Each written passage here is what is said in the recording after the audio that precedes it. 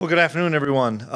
Looking back on Saturday, obviously a strange first half, how everything went down. Both teams scored on defense. There were some explosive plays. We were able to get the extra turnover on the 4th and 1 stop, which I thought was big to take that one in and score. You know, it's 14-0, 14-13, and then 28-13, and kind of went back and forth a little bit. Couple things that really stuck out to us is getting 2 field goals in 2 2-minute drives, in essence. Had the first field goal with around 2 minutes left. They elected to use some timeouts to try to save time, which I thought was smart because they were going to get the ball at the second half. And then we got a sack, and so we started using our timeouts. And then we were able to get another field goal to score twice before half, even though their field goals I thought was really important there. And then the missed PATs I thought were really important because then West Virginia was kind of chasing a lot of points the rest of the day and had to go for 2 and weren't successful there. And then in essence you're losing almost a touchdown with 2-point conversions missed and PATs, then the missed field goal. So special teams I thought was really good. I thought Malik Knowles was dynamite on special teams as well as a receiver. And our offense was very aggressive and did some really good things in the first half. A little bit tougher probably to do things in the second half because they took about 9 minutes off the clock in the first drive and don't get points, which was, I'm sure, demoralizing to the fact of they needed some quick scores, and we were able to get a stop there. So please, anytime you can go on the road and get a win, especially in Morgantown, it's a really tough place to play. It's a tough environment, and our guys were able to handle business. And now we're back this week, got a really good KU team coming in here. I've got a lot of respect for Coach Leipold, does a great job, and they're playing really well. I know they've been beaten the last couple weeks, but they're a good football team, and should be a heck of a battle here on Saturday. What is this edition of Kansas football doing that's differently and being more successful than the previous ones? I think the biggest thing is believing. You know, I don't know their roster, but they're playing hard and they're believing, and they do have talented players without question, but they're playing inspired. Them getting to a bowl game, I know was huge for the program, and I know that this is kind of the potential cherry on top for them with this game because they're already bowl eligible, so they really don't have anything to lose. And I know that they're playing hard for each other, and they're playing hard for their coaching staff, and it's going to be a big challenge. Daniels struggled on Saturday against Texas, but we saw earlier in the year how dynamic he can be and how he seems to improve the entire team. What kind of problems does he present? Well, he causes a lot of problems because he can throw it exceptionally well. He can run it. He extends plays, does a little bit of everything, and you're right. He makes everybody around him better. I'd say the same thing about Bean. I really would. I think he extends plays and he runs around, and both quarterbacks have had really good success throughout this season, and assume we're going to see both, or both will be available. And I don't know how much the offense changes, but something we're diving into right now to see if it does. But they're both really dynamic players that throw it well, run it well, and they're an explosive offense, and you can see that. And we have to have our eyes right because of a lot of misdirection and a lot of motions and kind of eye candy that they try to pull your eyes away. Finally, Sincere Mason seemed to provide a bad update yesterday on social media. What's his status, and what's his due to the safety position? Well, do you want to play Fitz? Okay. Well, no, we don't want that. So Sincere's out for the year as well. Tough blow, and feel awful for him. And so it makes us pretty thin back there for sure. And you lose Kobe, and then you lose Sincere. But it's late November football, and that happens. And we've got to get the next guy ready to go. There's a lot of guys that are going to work in that position, and we'll kind of work through that this week and see what the best option is for us. Is there anyone that maybe hasn't seen the field very much that might get an opportunity? Kendre would be the one, Steiger, that played a little bit last week that could see the field. We're still working through all that. Max Marsh, Mashmeyer, TJ, VJ, There's a lot of guys back there that we're throwing around. And based on what our package and what our plan will be, we'll probably play a few guys back there. You've been a part of some pretty heated rivalries in the past. Now that Kansas actually has a winning record, does that make does it make you guys view it any differently? I think the big thing for me since I've been here that makes us view this a little differently is it's the last game of the season, and I think that's probably a good thing. I don't know where that's going or how that's determined, but the fact that I think rivalry games should be played later in a season, whether it's Week 11, Week 12, I think is great for both teams. No matter what the record is, I think there's a lot at stake when you have your rivalry game at the end. So that's what makes this one really unique. And without question, when you watch them on film, you see a team that plays faster, plays more confident, is making plays on both sides of the ball, and is a good team. Is there anything Will Howard's doing right now that surprises you? No. How about Malik Knowles? What's he done the last few to take off? The rise of Ben Sennett has helped everybody. And I think you guys all see how dynamic Ben can be. And he's as fast as a lot of wide receivers. I mean, he really runs down the field, and he has a big body that can wall people out and catch the ball, and he does things after a catch. The forgotten guy, Deuce Vaughn's still back there, so he draws a ton of attention. And now you have a tight end that can stretch the field, a running back that's one of the best in college football, and it's opened things up for Phil, Malik, and Cade. And last week, Malik was a huge factor because there was a lot of single coverage on him because of the other guys. And the thing that I was so happy with Malik is the amount of yards after catch he had and after contact, whether that was catching a slant route and splitting them and almost getting in the end zone, or catching a ball on 3rd and 14 or 3rd and 12 for 10 yards, breaking a tackle and scoring, or getting contacted at the 20-22 on a kickoff return and getting to the 33 or 35. I mean, those little things are big chunks of yards that he's playing really well. I wanted to ask on the tackle Daniel Green made when they tried to go for the quarterback sneak against West Virginia. He timed that perfectly, just crashed down on the guy before he could even move forward. He said that's something you guys practice. How difficult is that to it's more than anything, it's practicing the timing. He hasn't probably jumped over to tackle some of our scout team quarterbacks, but it's the timing that you practice. And give credit to the defensive line to get under the offensive lineman. That's the whole key, is to try to get those guys to be able to cut legs out so that there's not a lot of penetration from the offensive line. And that was a huge play, for us to get the ball. I was the right move to go for it at that time, I thought, and for us to get the ball and get another short field when we were playing really well on offense. Coach, I want to ask you about Brendan Mott. He obviously Big 12 Defensive Player of the Week. Just talk about his progression this year. He went on scholarship this year because he earned it, and just seeing how much he has worked and grown within our system, gotten stronger, gotten quicker, understands the game really well, learned from a lot of guys before him that taught him how to do things. And he went against really good offensive linemen for the last couple of years on scout team, and just a guy that really has earned it, worked his tail off to be in this position. And he doesn't stay blocked. He does a great job keeping himself alive and plays within the structure of the system, and has been a beneficiary of some really big plays and made some big plays again Saturday. Can he and Austin Moore be two guys you guys, when you are out on the recruiting trail, point to as guys who have had successful careers as PWOs? Yeah, I think there's a bunch of those guys. Ben Sennett's another one, and a couple of those guys are out of state. One's in state, but Nick Allen's another one. And there's so many of those guys. I mean, Gilly, and there's just tons of them that there's so many success stories of if you come here and get a chance and you make the most of your opportunities and develop and realize that you're not there and it takes some time, that if you want to invest that time, you can do it.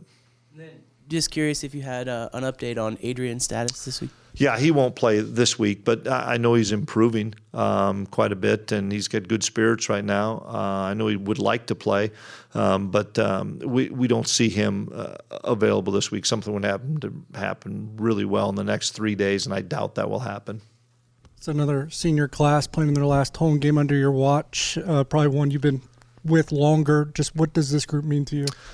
Yeah, it's hard to keep track of senior classes, as everybody knows, because is it a fourth-year senior, a fifth-year senior, a sixth-year senior? Are they coming back? Are they not coming back? There's going to be some guys that I'm going to hug for the second year in a row, and there's going to be a couple guys that I'm going to hug, and I'm going to say, I'll see you next year, and they'll give me a quick wink. So it's hard.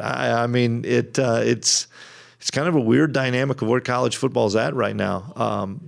But we have really good seniors, and they've been really good this year and over the last couple of years as far as making sure that locker room is really good. And that's the thing that I'm most proud of with this older group, this fourth, fifth, sixth-year guys is we came back from the pandemic in January of 2021, and they made a point that they were going to make that locker room something that was really special, and it's been fun. And you see that over the last 2 weeks when you go on 2 long road trips, one a night game and then one all the way out to Morgantown, and see how much fun our guys have and how committed they are to each other. It's a special group. One of those guys that came back was Ty Zentner. He's a semifinalist for the Ray Guy Award. What would be your case for him to win it?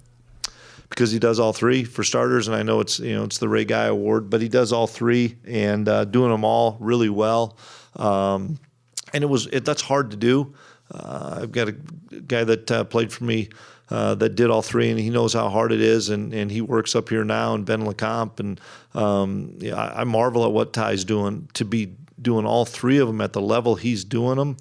Man, that's hard to do, and to make a 46-yarder, make 2 53-yarders, which it's a little thing, but that's Randon, Jack, and Ty have been through a ton together, and they know each other so well, and it was neat. I mean, those guys understand it. The ball, they called timeout, the ball snapped, we get a kickoff, and he feels good. It's like, you get 2 drives on the opening tee. It's a breakfast ball for him.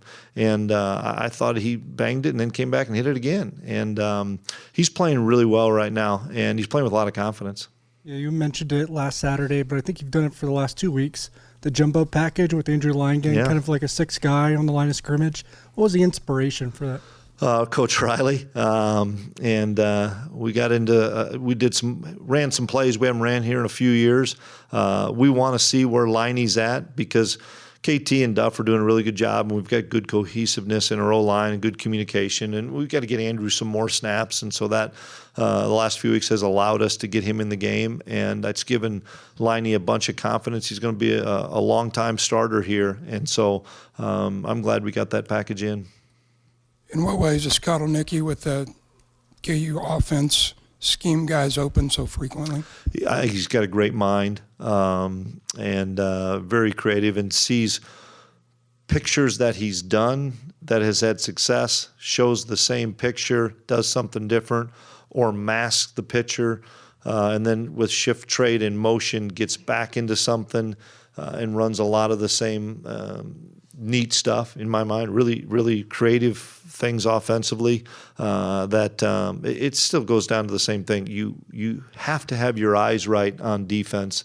I don't care if it's pressure, if it's a base zone, you have to have your eyes right, because if you don't, they've got so much speed at the wide receiver position, and been really impressed with the tight ends and fullbacks because they catch the ball well, they block well, they run good routes. It's a really difficult offense to defend.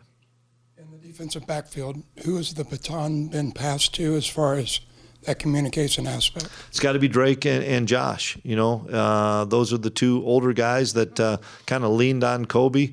Then Kobe got hurt, and then they leaned on Sincere, and now I've talked to both those guys. We've got to lean on those 2 guys. Those 2 guys have played a lot of football, been around each other, and know what we're supposed to do out there, and may have to help a younger player. So it's got to be those 2. Has Malik Knowles started to see the bigger picture of what a wide receiver does to get open on rub routes and just et cetera? Yeah, I think Coach Ward's done a great job, and Malik's been really dialed in.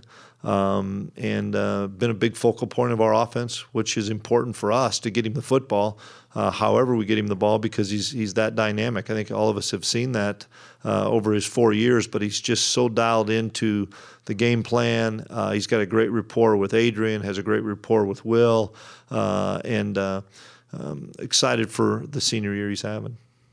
How would you describe the emotions of this team this week?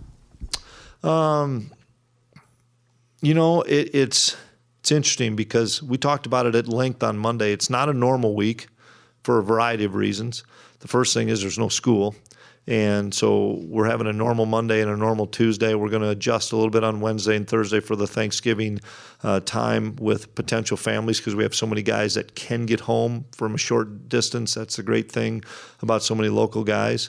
The fact that it's KU week is another big piece to that, and it's senior day. There's so many distractions that could come up if you're not focused on the task at hand, which is your preparation each day. And if you attack that preparation each day and make sure to not skip any steps and have no shortcuts, if you do all those things right, you're going to get to Saturday in a good place. You mentioned time and time again, this is a seasoned group and they're really process-driven. Do they have to ratchet that up even more this week? I'm always careful about that. That this one's more important than last week or the next week or the previous 2 weeks. I've never been a big believer in put all your eggs in this basket, because if you don't have success, what happens? I think that's undue pressure on kids. We talk a lot about pressure versus stress.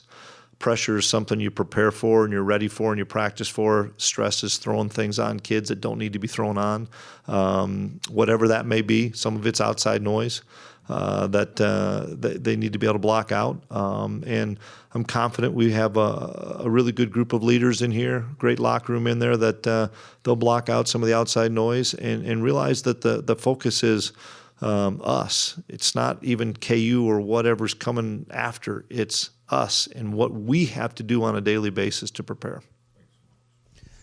D. Scott kind of stole my question, but as he's wont to do. But with a rivalry game, senior night, and everything, you talked about liking having the rivalry game at the end of the season. But is that a positive where maybe they're more fired up, or are you concerned that there may be some distractions there? I think they're going to be fired up.